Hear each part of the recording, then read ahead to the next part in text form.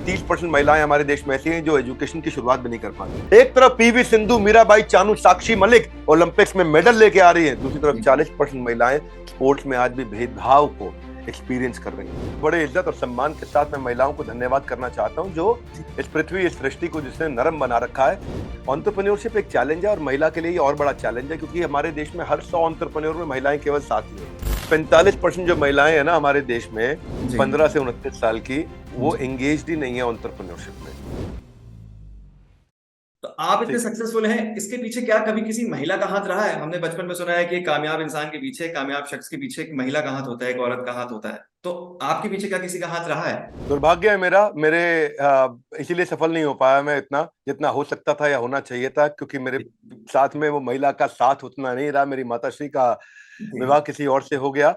पर हाँ, of course हमारे ऑफिस में इतनी सारी, इतनी प्यारी, इतनी अमेजिंग महिलाएं, हमारी कुछ बहनें, हमारी मित्र हैं जो बहुत मेहनत से काम करती हैं, हमारी ऑर्गेनाइजेशन को आगे बढ़ा रही है, इम्पैक्ट लेकर के आ रही हैं। तो आपको क्या लगता है सर, एक औरत जो होती है, विमेन होती है, वो सच में सीढ़ी, सफलता की सीढ़ी बन के आती है किसी मेल की जिंदगी में? क्यों नहीं, बिल्कुल बिल्कुल। महिला जो है ना, वो एक वो फूल है, वो खुशबू है जो दोनों घर में जी खुशबू को बिखेरती है।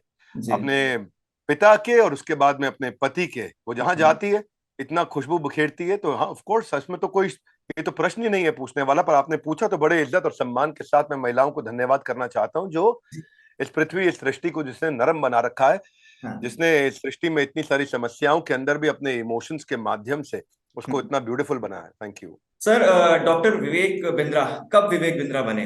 मेरे हिसाब से जो एक लड़की होती है, मैं जानना चाहता हूँ, एक लड़की को कब उसकी पहचान मिलती है? लड़की जो है, उसको स्टार्टिंग में जब शादी नहीं होती है तो उसके फादर का नाम होता है, जब शादी हो जाती है तो हस्बैंड का नाम लग जाता है। वो कौन सा टाइम आता है जब उसको अपनी पहचान मिल जाती है, अपना नाम मिल जाता है उसको? एक वुमेन एंटरप्रेन्योर को किस तरह से हमें देखना चाहिए, मैं ये कहना चाहूंगा कि एक पूरी कम्युनिटी को, उसकी जो प्रोग्रेस है, वो कम्युनिटी की प्रोग्रेस एक महिला की प्रोग्रेस से ही देखी जानी चाहिए। बी आर अम्बेडकर कहा करते थे, हमारे जी पहले प्रधानमंत्री जवाहरलाल नेहरू ने कहा जी कि you can tell a condition of a woman, you can tell a condition of a nation by looking at the status of its women. उस देश के अंदर महिला का स्टेटस क्या है। वैसे आज भी है विवश, फिर भी मनाते हैं हम ये महिला दिवस। जब भी किसी लड़की से कोई पूछता है ना कि आप क्या बनना चाहते हैं आगे बढ़ के, तो कहते हैं डॉक्टर, इंजीनियर, साइंटिस्ट। पर उनके दिल की बात पूछे तो वो चाहती है, she wants to be treated equally. Course. हमें ना हमारे देश को मैस्कुलिन फेमिनिज्म या मैस्कुलिज्म या फेमिनिज्म नहीं चाहिए, हमें ह्यूमनिज्म चाहिए। अगर ये बैलेंस नहीं हुआ ना, एक ज्यादा और एक कम हुआ, तो दोनों अधूरे रह जाएंगे। क्या है भाई साहब, हमने एक मेंस वर्ल्ड बनाया और हम चाहते हैं कि महिलाएं उसमें सफलता प्राप्त करें, तो दोनों का वर्ल्ड तैयार करना पड़ेगा। महिलाओं के लिए अपॉर्चुनिटीज बढ़ी है, इसलिए नहीं कि सोसाइटी में बदलाव आया, इसलिए क्योंकि टेक्नोलॉजी आ गई है। कोर्स। मशीन ने आज मसल्स को ओवर पावर कर दिया। कहने का मतलब यह है कि आपकी सफलता आज आपकी इंटेलिजेंस पर डिपेंड करती है, आपकी मसल पे डिपेंड नहीं करती। इसलिए पिछले काफी समय से ये लेवल प्लेइंग फील्ड बना है। मैं तो भाई साहब ये पूछना चाहता हूं महिला से 3 प्रश्न। पहला, do you own your bank account? दूसरा, क्या आपकी अपनी इंश्योरेंस है? तीसरा, क्या आप अपनी इन्वेस्टमेंट खुद कर सकते हैं? अगर आपका बैंक अकाउंट है, इंश्योरेंस आप खुद ले सकती हैं, इन्वेस्टमेंट अपनी कर सकती हैं, जो कि मेजोरिटी वुमेन हमारे देश में ना बोल देंगी। फाइनेंशियल इंडिपेंडेंस अगर नहीं मिलेगा ना, तो उसका आंसर कभी मिल नहीं सकता है। तो महिलाओं की हमारे देश में दो साइड है। एक तरफ सिंधु ताई, जो 1,500 ऑर्फन बच्चों को, अनाथ बच्चों को जिन्होंने पाला था, जी। और दूसरी तरफ 1.5 करोड़ महिलाएं जो आज भी हमारे देश में विक्टिम है सेक्स ट्रैफिकिंग की। दो कोर्स। देश है हमारे देश में, एक गीता गोपीनाथ इंदिरा नुई है, लीना नायर है, जो जी ग्लोबल इंस्टीट्यूशंस को डायरेक्शन दे रही हैं। दूसरी तरफ 30% महिलाएं हमारे देश में ऐसी हैं जो एजुकेशन की शुरुआत भी नहीं कर पा रही जी। हैं। एक तरफ टेसा थॉमस, अनानी चतुर्वेदी हैं जो डिफेंस में अपनी भागीदारी बढ़ा रही हैं। दूसरी तरफ फीमेल्स आज आम लोगों की सीमित सोच के कारण आज भी रोज लड़ रही है। एक तरफ पीवी सिंधु, मीराबाई चानू, साक्षी मलिक ओलंपिक्स में मेडल लेके आ रही है, दूसरी तरफ जी। 40% महिलाएं स्पोर्ट्स में आज भी भेदभाव को एक्सपीरियंस कर रही हैं। धन्यवाद। सर, आपकी एक स्कीम है जिसमें आप लोगों को पैसा कमाना सिखाते हैं, वो भी बिना पैसे लिए, एक वर्कशॉप करते हैं। उस स्कीम में सर विमेन्स के लिए क्या है? जो विमेन घर पे बैठी हैं, उनको आप किस तरीके से उनको मोटिवेट कर सकते हैं? क्या सिखाते हैं आप उस स्कीम के थ्रू एक विमेन को? महिलाओं के लिए हमने एक मॉडल बिल्ड किया है, इसको बोलते हैं इंडिपेंडेंट बिजनेस कंसल्टेंट। एक पावरफुल ऐसा मॉडल है जहां पे हम कहते हैं any buddy can definitely earn, ABCDE। हम उनको सिखाते हैं वो सारे स्किल सेट, वो माइंडसेट, वो 21वीं सदी के जितने भी स्किल सेट चाहिए, जिससे उस गैप को खत्म किया जा सके, जिससे आप अपने आप को बिल्ड कर सकें। आप घर पे रह के भी काम कर सकते हैं, अपना ऑफिस सेटअप करके कर सकते हैं। कैसे आपको शुरुआत करनी है, शुरुआत की चैलेंजेस क्या है, बिजनेस खड़ा कैसे करना है, बिजनेस बड़ा कैसे करना है, मार्केट की समस्याओं को कैसे उसका समाधान निकालना है। तो मतलब एंटरप्रेन्योरशिप पे बड़ा बिजनेस ने बहुत काम किया है। बेशक सर, बहुत सारी महिलाएं उससे जुड़ेंगी और बहुत कुछ सीखने को मिलेगा उनको बिजनेस के ऊपर। सर, तो सर जो वुमेन एंटरप्रेन्योर्स होती हैं वो क्या चैलेंजेस फेस करते हैं? क्योंकि उनको जो सैलरी रेशियो होता है वुमेन और मेन का, तो वो काफी फर्क होता है उसमें, कुछ नीचे कुछ ज्यादा। तो ऐसा क्यों होता है? क्या क्या दिक्कतें हैं इसमें? बिल्कुल ठीक मोहम्मद अरशद जी। जी। औरतों का सबसे बड़ा संघ है संघर्ष। जी। संघ है इनका संघर्ष। औरतों के संग रह करके भी उनका सारा हर्ष उनके संघर्ष में समाप्त हो जाता है। रसोई हो या मैदान हो, ऑफिस हो या कोई भी स्थान हो, आज की नारी हो या हमारे पुराण हो, नारी की चाह पर आरी चलती आई है, नारी की बारी सबको खलती आई है। तो वुमेन पावर ये ऐसी है कि जो विद्या भी है वो लक्ष्मी भी है, वो हम्म। अन्नपूर्णा पेट भरने वाली भी है। जब बात सम्मान पे आ जाए तो वो माँ काली भी है। तो आपका जो सवाल था उस पर आता हूँ कि वुमेन एंटरप्रेन्योर क्या चैलेंज फेस कर रहे हैं और जो डिस्पैरिटी है अर्निंग में। एंटरप्रेन्योरशिप एक चैलेंज है और महिला के लिए ये और बड़ा चैलेंज है, क्योंकि हमारे देश में हर 100 एंटरप्रेन्योर में महिलाएं केवल 7 ही हैं। उनको चाहिए क्या? उनको शुरुआत में फैमिली चाहिए, फंड्स चाहिए, फ्रेंड्स चाहिए, फ्री वर्किंग एनवायरनमेंट चाहिए, एक जी। फियर फ्री एनवायरनमेंट चाहिए। जी। तो ऐसे कहूंगा मैं आपको मोहम्मद अरशद जी कि नारी में जो ना है, इसका जी। मतलब यह नहीं है कि ना उसके लिए बना है। तो मैं हम्म। आज आपको बताऊंगा कि 4-5 ऐसे चैलेंजेस जी। या खासतौर से 4 ऐसे चैलेंज जो महिला को आते हैं, जिसको अगर ठीक किया जाए तो वो वुमेन सुपर वुमेन बन सकती है। पहला है सोशल एक्सपेक्टेशन। उससे एक्सपेक्ट किया जाता है वो घर के सारे काम संभाल ले। पहले काम भी करना हो तो भी नाश्ता भी वही बनाए, खाना भी वही बनाए, रात का खाना भी वही बनाए, बिस्तरा भी वही ठीक करे, कपड़े भी वही लगाए, प्रेस भी वही करे, सबका घर के सारे काम, साफ सफाई से लेकर के कपड़े धुलाई से लेकर के। तो वो जो सोशल एक्सपेक्टेशन है वो उसको समय नहीं दे पाता है। दूसरा, उसको फंड्स का एक्सेस नहीं मिलता है।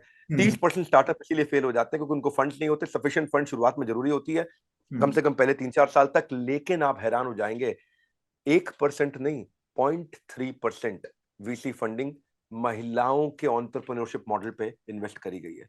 यानी कि एक सिर्फ। परसेंट भी पैसा, केवल 0.3% पैसा वीसी फंडिंग जो है वो इंडियन वुमेन लेड कंपनीज पे आया है। तीसरी बात, बहुत कम सेक्टर्स हैं जो वुमेन के लिए फ्रेंडली सेक्टर माने जाते हैं। एजुकेशन को माना जाता है, टीचर बन जाओ, अपैरल कपड़ों के लिए या ब्यूटी केयर के लिए। ये उनके एक्सपीरियंस को, उनकी अपॉर्चुनिटी को, उनकी कैपेबिलिटी को, उनकी ग्रोथ को लिमिट कर देता है। अगर ज्यादा सेक्टर वुमेन फ्रेंडली बने तो बात बनेगी। और चौथी चीज, उनकी मोबिलिटी की दिक्कत। आज भी भारत को उतना सेफ महिलाओं के लिए नहीं माना जा रहा है। पेरेंट्स और फैमिली मेंबर्स इस स्ट्रेस में रहते हैं कि वो ट्रैवल करेगी, किस होटल में रहेगी, होटल में सेफ रहेगी नहीं रहेगी। बिल्कुल सही बात तो जितने पुरुषों के पास हैं, अगर हमारे यहाँ महिलाएं गाड़ियां और बाइक स्कूटर केवल 10% पे भी पहुंच जाए पुरुषों के मुकाबले, तो बहुत फर्क आ जाएगा मोबिलिटी में। अगर उनकी मोबिलिटी लिमिट हो जाती है, वो ट्रैवल नहीं कर पाती हैं, वो बाहर नहीं जा पाती हैं, तो उनकी ग्रोथ को ये बहुत रुकावट देता है। कमाल की बात है, जिस देश में हर साल बोर्ड के एग्जाम्स में महिलाएं आगे रहती हैं, लड़कियां आगे रहती हैं, वहीं एक मानसिकता की वजह से पे में पिछड़ जाती है। जिस पे की बात आप कर रहे थे, स्त्री कभी हारती नहीं है, उसे हराया जाता है। समाज क्या है। कहेगा ये कह के उसे डराया जाता है।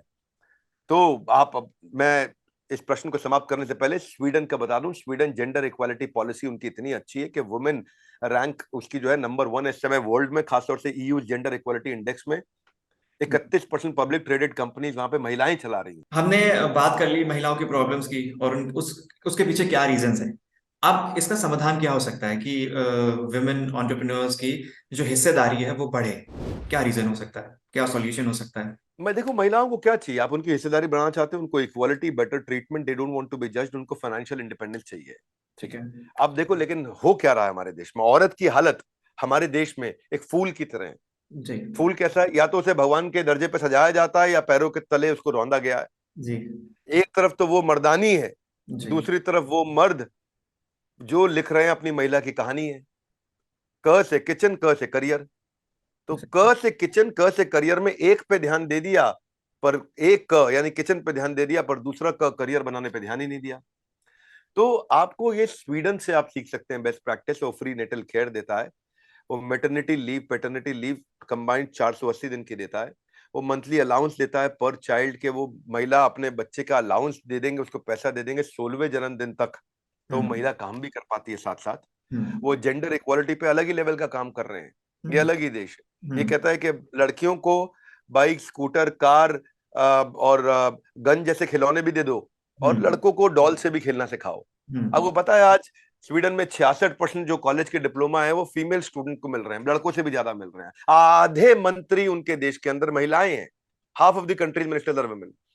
तो जो स्वीडिश महिला है वो 87% ऑफ मैंस इनकम जनरेट कर रही है।